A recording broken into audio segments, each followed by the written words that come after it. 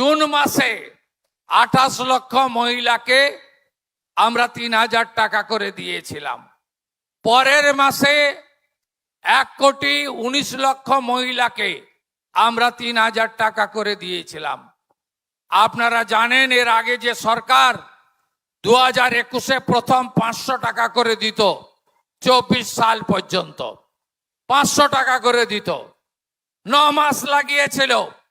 প্রত্যেকটা জিনিসেরই নাম নথিভুক্ত করতে হয়, ঝাড়াই বাছাই করতে হয়। আগের সরকারের আমলে পুরুষরাও লক্ষ্মীর ভান্ডার পেত, মৃত লোকেরাও পেত।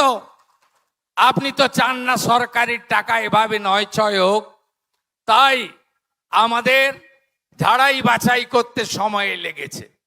আজকে শুনলে খুশি হবেন, 1,45,00,000 মহিলার অ্যাকাউন্টে আজকে আমরা জুলাই মাসের তাদের যে টাকা আমরা 3,000 করে টাকা ঢুকিয়ে দিয়েছি।